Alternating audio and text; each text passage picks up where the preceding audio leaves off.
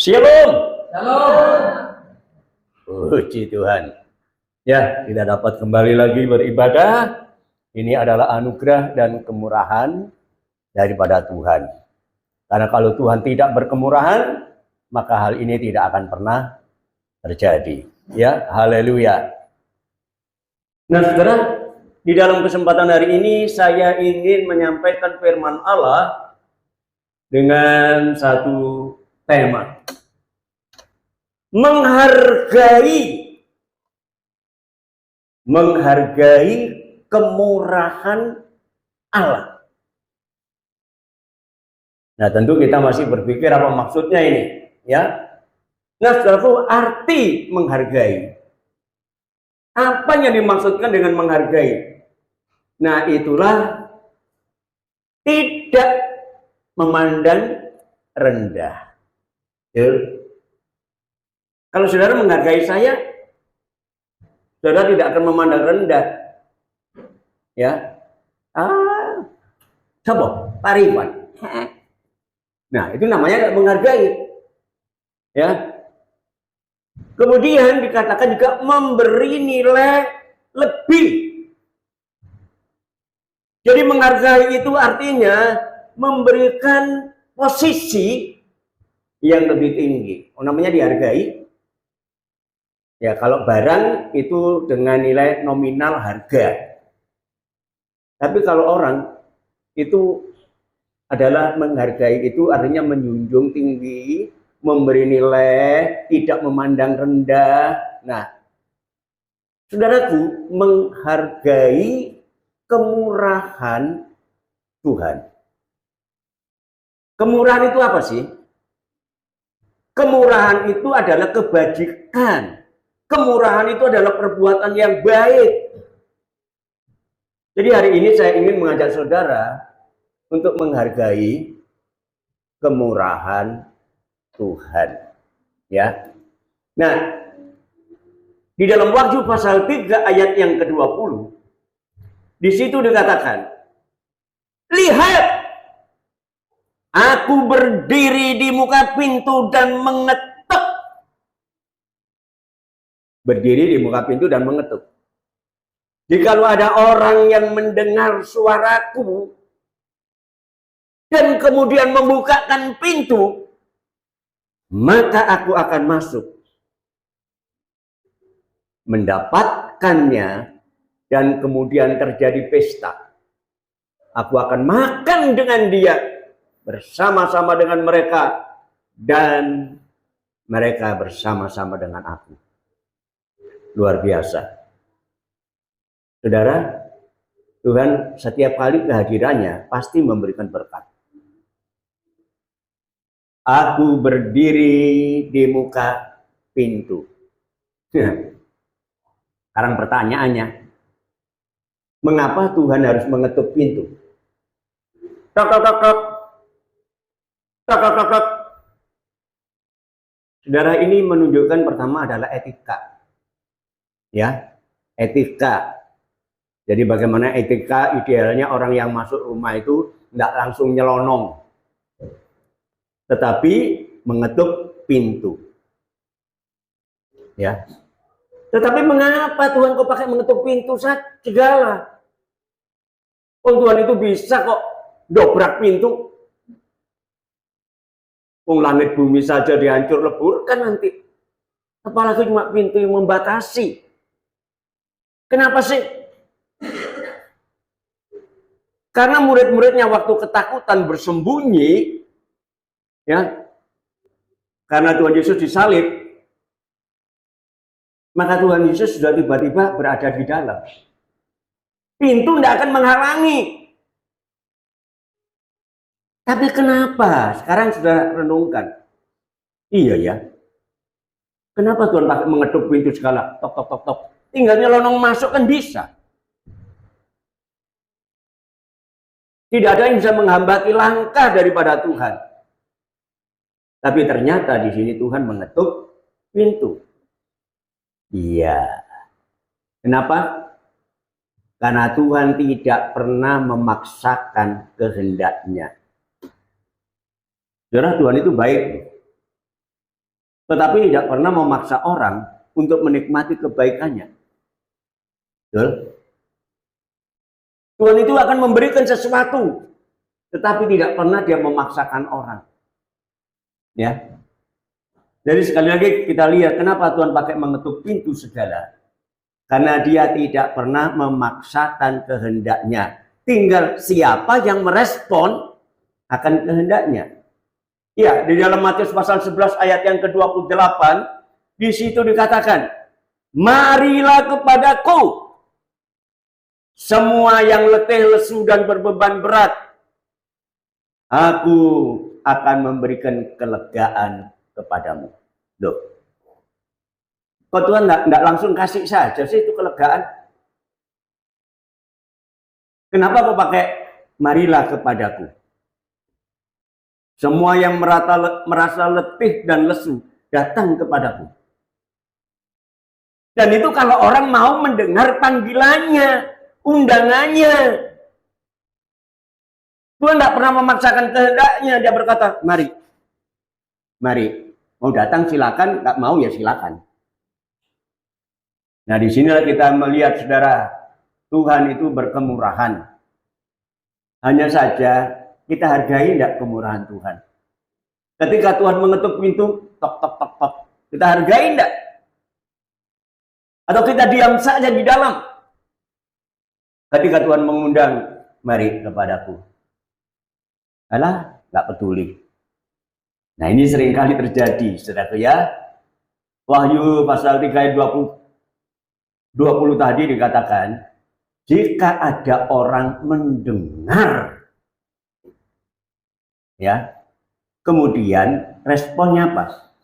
Membuka pintu. Loh, sekali lagi Tuhan tidak pernah memaksa loh. Kalau dia nggak buka pintu, mereka nggak buka pintu, Tuhan tidak pernah dobrak pintu, walaupun dia bisa masuk tanpa melewati pintu pun. Tapi di sini kita lihat Tuhan memberikan kesempatan untuk orang itu menikmati kemurahannya. Barang siapa yang kemudian ketika mendengar ketukan pintu dan langsung membuka pintunya, maka akan terjadi satu hal yang luar biasa. Tuhan akan makan bersama mereka dan mereka bersama dengan Tuhan. Artinya ada pesta, ada sukacita, saudara. Ini yang ditawarkan oleh Tuhan. Ya. Nah, kemurahan itu dinyatakan. Saudara, dikatakan tadi, aku makan bersama-sama dengan dia dan bersama-sama dengan aku.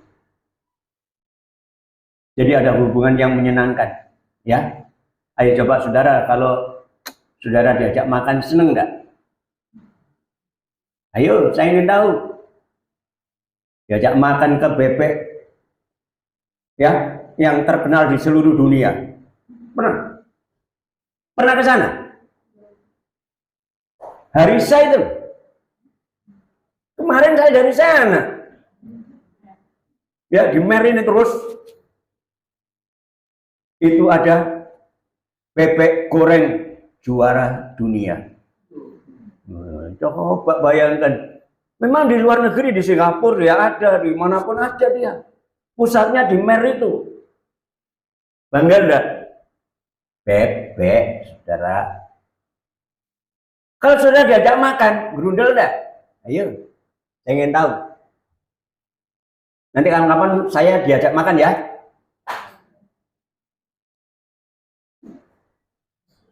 Benar, saudara. Makan di sana murah kok, nggak sampai 100 satu porsi, ya murah. Makan di sana, saudara. Kalau sudah diajak makan sama Tuhan Yesus, aku akan makan bersama dengan dia dan dia dengan aku. Luar biasa. Kemurahan Allah dinyatakan untuk menikmati persekutuan dengan setiap orang yang mendengar suaranya dan membukakan pintu. Tuhan akan makan bersama-sama dengan mereka. Dan yang kedua, dalam Matius pasal 11 ayat 28 tadi, aku akan memberikan ayam tentrem, saudara, kelegaan, bahagia. Ayo, Siapa yang tidak ingin bahagia? Geger terus. Ya, seperti pernah saya ceritakan kan, kemarin kok tidak ketemu apa di Tenggumung kan, kemarin saya melayani pemberkatan nikah di Tenggumung. Nah itu ada orang yang namanya geger. Setiap kali salaman keluar gitu, saya mesti tanya, Pak, masih geger Pak? Masih Tidak pernah berubah? Tidak Sejak dulu orang tua saya kasih nama saya geger. Kalau dia di Tawarman, perempuan, namanya Ribut. Saya sama saja saya tanya, masih ribut Bu? Masih saya ribut terus kok. Bagus. Itu kalau nama, tapi kalau kenyataan pengalaman hidup, geger terus, suami istri geger terus. Suami istri ribut terus sepanjang hari. Nah, saudara, apa yang terjadi? Nah, siapa yang menikmati kemurahan Tuhan, maka Tuhan akan memberikan kelegaan. Amin. Bahagia itu bukan karena duit loh, saudara. Benar. Mungkin saudara hidup sederhana, tapi bisa menikmati kebahagiaan. Ya. Orang yang kaya memang enak jadi orang kaya, tapi belum tentu bahagia loh. Belum tentu. Banyak orang kaya malah bingung, ribut terus. Taruh di mana duitnya? Mungkin ya. Nah, tapi kalau kita walaupun kaya, kita tetap di dalam Tuhan dan menikmati kemurahannya, saya yakin pasti kelegaan itu menjadi pengalaman saudara. Bagaimana? Hari ini ada yang nggak bahagia. Nyambut gawe seret, walaupun nyambut gawe seret, nek hidup di dalam Tuhan, seretnya hilang. Ya, pegawai sederhana saja, ya. Saya, ya, sejak dulu itu dari orang yang selalu aktif, wirausaha, artinya mau kerja mandiri itu saya. Ya, saya pernah kerja di percetakan. Untuk kerja itu saya tidak cukup kerja, saya cari pengalaman. Akhirnya saya keluar buka percetakan sendiri. Ya, apa saja. Ya, saya nikmati saudara hidup ini. Sampai sekarang saya tidak kerja apa-apa. Ya, menikmati. Nah, Tuhan akan memberikan kelegaan kepada kita. Ya, nah, saudaraku yang kekasih, bagaimana kita bisa menikmati kenyataan dari janji Allah ini? Hargai, ngergani, saudaraku ya. Kasih nilai tinggi kemurahan Tuhan itu. Jangan direndahkan. Lah biasa. Itu aja. Ya. Bagaimana kita bisa menikmati ini? Nah, yang pertama tadi, mendengar suaranya. Suara Tuhan itu kita dengar, dan yang kedua, merespon firman-Nya. Respon itu apa? Menanggapi. Saudara dengar suara saya?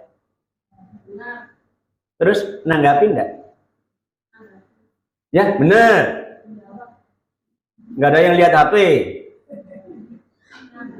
Nah, iya ada loh. Aku bukaan kok teks Alkitab bagus. Ya. Tapi kadang-kadang yang dibuka lain. Dengar sih suara saya. Tapi enggak nanggapi. Nah, kalau kita bisa ingin menikmati kemurahan Tuhan, hargai kemurahan Tuhan dengan cara pertama, dengar suaranya. Yang kedua, merespon firman-Nya. Nah, kita lihat yang pertama, mendengar. Ya, mendengar suaranya. Nah, suara Tuhan itu sebenarnya adalah firman Tuhan. Jadi ketika Tuhan Yesus berkata, sebenarnya itu firman Allah yang disampaikan. Ya, Sebab dalam Yohanes pasal 1 ayat 14 di situ dikatakan firman itu telah menjadi manusia dan diam di antara kita. Dan kita melihat firman itu yang menjadi manusia itu di dalam kemuliaannya, ya, saat kemuliaan yang diberikan kepada anaknya yang tunggal, yaitu Yesus Kristus. Jadi Yesus itu pernyataan diri dari firman-Nya. Firman Allah menjadi Yesus Kristus. Jadi firman yang dikatakan, suara yang disampaikan oleh Tuhan, itu adalah sebenarnya firman Tuhan. Jadi kalau kita ingin menikmati kebahagiaan hidup ini, saudaraku, hargai kemurahan Tuhan. Pertama, dengar suaranya. Ya. Markus pasal 7 ayat yang ke-16. Barang siapa yang punya telinga. Semua punya telinga enggak nih? Halo? Tapi normal enggak telinganya? Kalau saya diajak omong kemarin juga diajak omong sama Bapak Pendeta Andoko itu. Kan dia duduk di sebelah kanan saya. Setiap ngomong saya mesti gini, putar. Karena yang kanan ini sudah suap. Yang normal yang kiri. Tapi masih bisa mendengar. Itulah sebab dikatakan oleh firman Allah, barang siapa yang punya telinga. Untuk apa telinga itu? Untuk mendengar. Hendaklah ia mendengar. Jadi kalau saudara kesini semua datang bawa telinga, gunakan untuk mendengar. Ya. Jangan ditutupi pakai headset. Tutup. Dengar lagu. Ya apa sih? Ya. Ayo. Copot semua yang nyambung ke HP. Jadi saudara, barang siapa sinten mawon ingkang gadah kuping, monggo dipun damel mirengaken dawuh Gusti. Nah, Belva langsung melongok nih. Kan nggak ngerti apa yang saya omongkan? Nah, ya, nggak ngerti. Dia nggak ngerti bahasa Jawa, tapi nanti lama-lama pinter kok. Ya. Barang siapa yang bertelinga untuk mendengar, mari kita gunakan untuk mendengar. Nah, Pengkhotbah pasal 4 ayat 17. Jagalah langkahmu kalau engkau berjalan ke rumah Allah. Jaga langkahmu kalau saudara sekalian masuk ke dalam bait Allah, rumah Allah, ke gereja. Menghampiri untuk mendengar adalah lebih baik daripada mempersembahkan korban yang dilakukan oleh orang-orang bodoh karena mereka tidak tahu bahwa mereka berbuat jahat. Saudara, siapa yang enggak, pendeta mana yang enggak senang kalau jemaat rajin berkorban? Ayo. Kalau bawa persembahan, malah kalau korbannya mau luap-luap, saudaraku. Saudara, kalau saudara tidak bayar perpuluhan, maka Allah akan mendatangkan belalang menghabiskan semua. Nah, jemaat takut, langsung bayar semua perpuluhan, kasih persembahan yang banyak, karena siapapun yang memberi lebih banyak, menuai juga lebih banyak. Tapi ingat, yang penting itu bukan persembahan. Walaupun itu adalah satu hal yang dilakukan di dalam ibadah.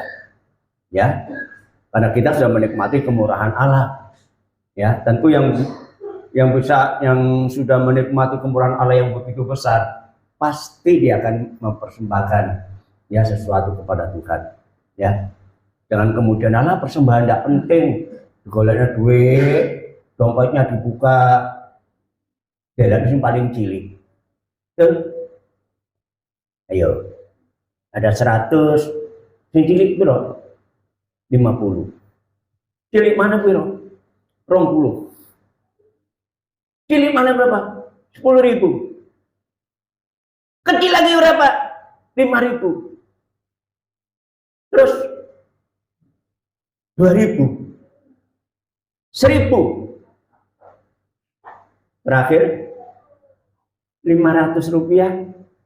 Ada yang lebih kecil lagi. Berapa? 100 ya? Ya, 100 ada ya? 200, 100 ada. Saudara, Tuhan Yesus itu jangan disamakan dengan peminta-minta. Ya, kalau kita kasih orang minta-minta, kalau cilik, nggak mungkin 100.000 kita kasihkan. Kalau parkir, saya kemarin aja kasih uang parkir sama tukang parkir, mau dikembalikan, jangan, nggak apa-apa, kasih double sama saya. Ya, karena walaupun double itu pun nggak banyak, ya, biasanya 2.000, tak kasih 4.000. Pak ini enggak apa-apa Pak. Karena apa? Dia ngikat barang saya di sepeda, ya, jadi tak tambahin gitu. Saudara, persembahan kepada Tuhan itu bagus, baik, ya, karena itu adalah tindakan kita di dalam ibadah. Tetapi firman Allah katakan mendengar itu lebih baik. Jangan karena saudara mempunyai persembahan yang banyak kemudian tidak menganggap firman Allah. Banyak loh. Ya, karena bisa kasih persembahan. Firman Allah disampaikan siapapun juga no return you. Perhatikan. Jagalah langkahmu kalau engkau berjalan ke rumah Allah, kalau engkau pergi beribadah, karena menghampiri untuk mendengar firman Tuhan itu jauh lebih baik. Puji Tuhan, kalau sampai hari ini tidak ada yang telinganya bermasalah ya, kecuali Pak Wanam, terus sakit mireng, masih bisa mendengar. Bisa, puji Tuhan. Yang belakang masih bisa mendengar. Kadang-kadang yang belakang itu mumpung ketutupan wong. Bener toh. Karena tertutup dengan yang di depan, aduh wis ndak ngereken. Ya. Banyak kadang-kadang orang yang ya mestinya di depan ini masih ada bangku kosong mestinya. Ya. Jadi sekali lagi firman Allah yang mengatakan mendengar itu jauh lebih baik daripada persembahan. Kita mempersembahkan yang banyak, tapi kalau kita tidak mendengar firman Allah, rugi. Ya. Yohanes pasal yang ke-8 ayat 47. Barang siapa berasal dari Allah, ia mendengarkan firman Allah. Nah, siapa yang dari Allah? Saudara anak-anak Allah? Ya. Kalau anak itu berasal dari Bapak kan? Kalau kita anak Allah berasal dari Allah, barang siapa yang berasal dari Allah, ia akan mendengarkan firman Allah. Ayo coba kalau saudara tidak pernah memperhatikan perkataan orang tua. Ayo coba. Saudara dilahirkan dari ibu bapak yang mana? Tapi perkataan ibu bapak saudara anggap salah. Kita berasal dari Allah. Maka sepatutnya selayaknya kita mendengar. Ya, saya sudah berusaha berulang-ulang saudara ngobati kuping ini. Beli obat apa saja secara online dan lain sebagainya, menter. Ya, masih belum pulih. Ya, karena memang dulu saya pernah periksa ke dokter, dia bilang, maaf Pak, ini uratnya putus, sarafnya itu putus. Jadi bukan berarti terjadi masalah apa, tapi memang sarafnya putus. Tapi siapa tahu mujizat terjadi, saraf nyambung lagi ya.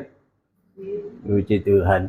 Ya, barang siapa yang berasal dari Allah, ia mendengarkan firman Allah. Itulah sebabnya kamu tidak mendengarkannya, karena kamu tidak berasal dari Allah. Saudara, ini Yohanes, ya, Tuhan Yesus menegur orang-orang Farisi. Dia orang beragama, tapi tidak berasal dari Allah. Siapa yang berasal dari Allah, dia akan mendengarkan firman Allah. Ya, Roma pasal 9 ayat yang ke-6. Kenapa dikatakan kamu bukan berasal dari Allah? Ya, akan tetapi firman Allah tidak mungkin gagal. Sebab tidak semua orang yang berasal dari Israel itu adalah orang Israel. Nah, saudaraku, di pandangan mata Allah, orang Israel itu belum tentu semua Israel. Kenapa? Mereka banyak yang tidak mendengar firman Allah. Jadi kalau kita orang Kristen, belum tentu di hadapan Allah itu kita benar-benar Kristen. Ya, saudara rajin ke gereja. Apa tujuannya? Tujuan utama adalah mendengar firman. Sehingga kita dikatakan kita berasal dari Allah. Karena siapapun yang mendengar firman Allah, itu adalah dari Allah.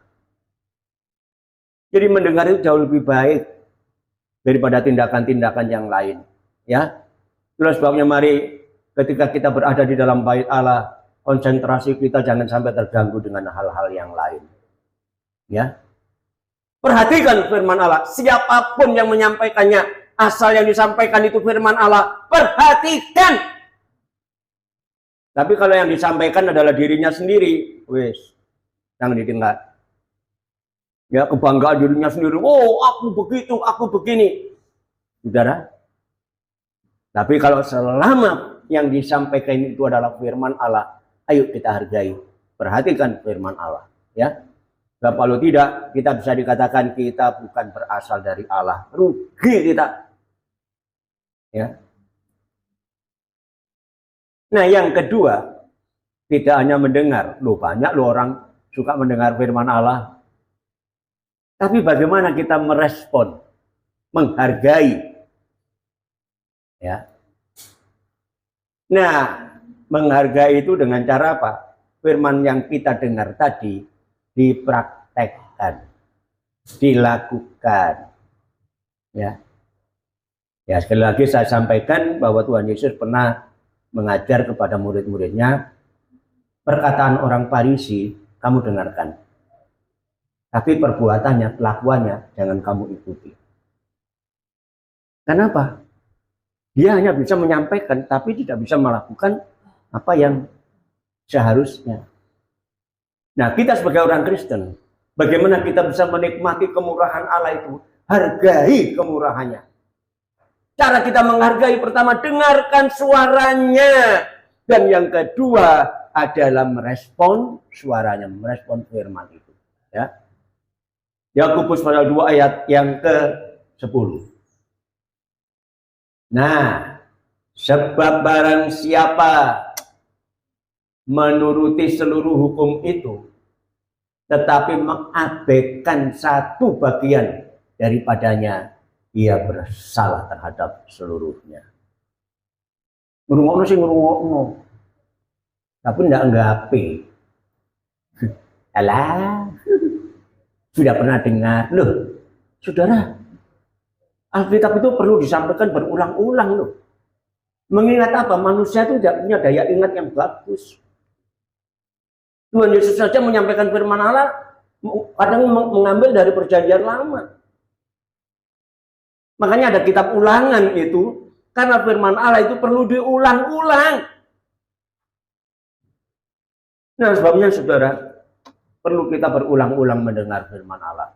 Hari ini ibadah dengar firman Allah, besok minggu ibadah lagi dengar firman Allah, besok minggunya lagi dengar firman Allah. Itu namanya berulang-ulang dengar firman-Nya.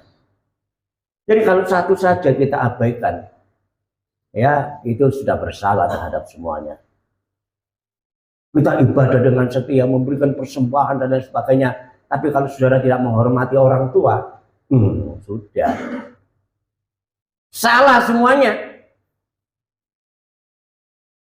Karena Tuhan menyampaikan firman-Nya, hormati orang tuamu. Terlebih dikatakan di dalam Tuhan. Kalau orang tuamu di dalam Tuhan, saudara, kalau kita tidak hormati, pendek umur kita. Hormatilah orang tuamu di dalam Tuhan supaya panjang umurmu. Ayo, siapa yang berani sama orang tua? Ayo ngaku. Saya dulu berani sama orang tua dulu loh ya, sebelum kenal Tuhan Yesus. Berani. Bapakku ya tak gawakno berang. Mekitik masih cilik ini. Tapi setelah percaya Tuhan Yesus, aduh Tuhan ampuni. Untung sebelum bapak saya meninggal, saya sudah minta ampun lebih dulu. Kalau enggak, utang saudara ya. Kalau mengabaikan satu saja dari hukum Allah, waduh. Udah. Salah semuanya. Ya. Lukas pasal yang ke-6 ayat 49. Akan tetapi barang siapa mendengarkan perkataanku tetapi tidak praktek, tidak melakukannya, ini firman Allah katakan, ia sama dengan seorang yang bodoh yang mendirikan rumahnya di atas pasir, di atas tanah tanpa dasar. Ya, nah ketika banjir itu melandanya, rumah itu segera roboh dan hebatlah kerobohannya. Jadi cuma mendengar saja, tapi tidak melakukan firman Allah. Dan kita ini adalah orang bodoh, rugi, ya. Jadi saudara tidak hanya mendengar suaranya, tok tok tok tok tok tok tok. Tuhan berdiri di muka pintu, tidak mendobrak, tidak memaksakan diri masuk, tapi dia menunggu bagaimana mereka meresponnya. Tok tok tok tok tok. Barang siapa yang membukakan pintu setelah mendengar suaraku, maka aku baru masuk. Dan terjadilah pesta di dalam. Wow, luar biasa. Terjadi sukacita. Ya. Marilah kepadaku. Hei kamu sekalian yang letih lesu dan berbeban berat, aku akan memberikan kelegaan. Penawaran dari Tuhan itu bukan yang jelek, saudaraku. Yang berbeban berat, Tuhan beri kelegaan, asal saja marilah kepadaku. Nggak sia-sia kita datang ke gereja, saudara. Ya, kalau kita mengerti ini dan menghargai firman-Nya, ya. Nah, dampak dari pelaksanaan firman Allah tadi dikatakan, ya, berkatnya double. Saudara, kalau berkatnya double enak enggak daripada berkat single? Itu double loh. Berlipat. Ya. Yosua pasal 1 ayat yang ke-8 di situ dikatakan, janganlah engkau lupa. Nah, manusia ini seringkali lupa, waktu diingatkan kembali, bolak-balik firman Allah itu dikatakan, janganlah engkau lupa untuk memperkatakan kitab Taurat ini. Artinya firman Allah itu harus ada di bibir kita. Ketika kita ngomong cocok persis sesuai dengan firman Allah, tidak melangkah. Bukan setiap hari khotbah maksudnya. Jangan lupa memperkatakan kitab Taurat tiap hari khotbah. Enggak. Tapi omongan kita, perkataan kita itu cocok dengan firman Allah, tidak menyimpang. Ya. Tetapi renungkanlah itu siang dan malam, resapi, saudara. Kalau saudara makan, kalau saudara tidak nikmati, percuma. Hanya cuma ganjel perut, cepet-cepet makan, habis itu selesai. Tapi coba pelan-pelan saudara makan, nikmati. Ya, kalau saya makan dimanapun saya nikmati dulu, enak panjangnya. Besok balik lagi. Sop buntut, Bronggalan gitu ya, keluar dari pelosok, belok kiri ada depot. Apa itu? Wah, Nyaman ongkuan kok cangkreng turun. Betul enak. Ya, sop buntut, isinya banyak, murah kok. Nggak larang. Ya, paling 50 lebih.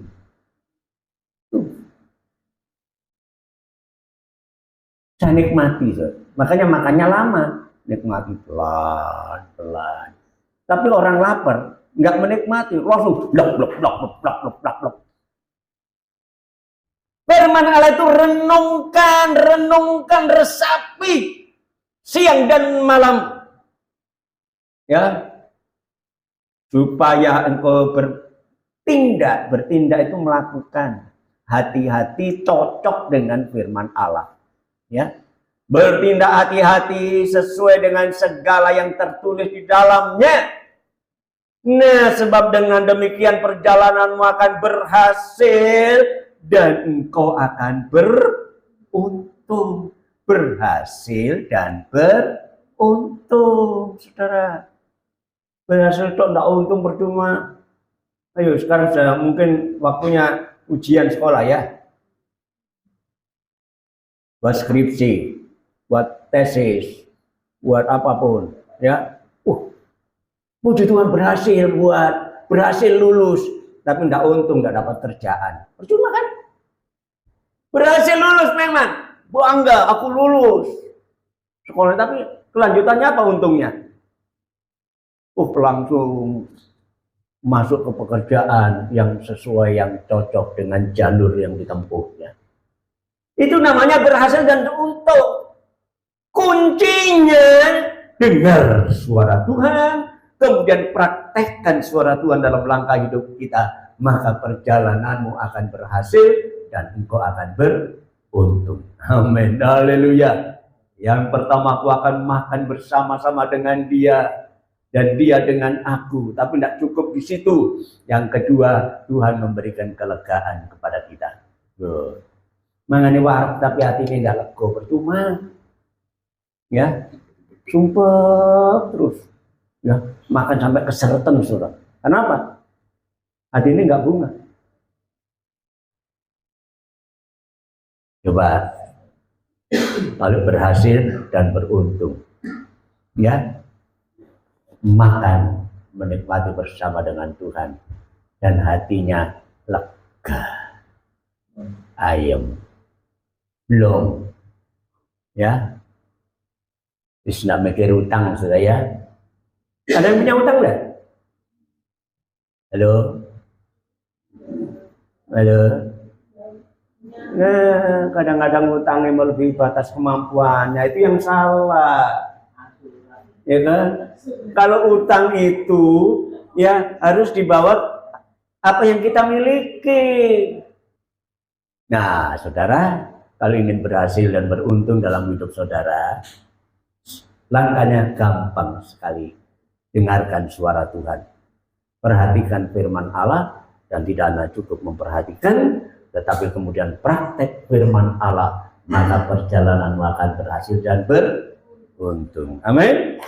Haleluya. Tuhan memberkati kita semua, saudara.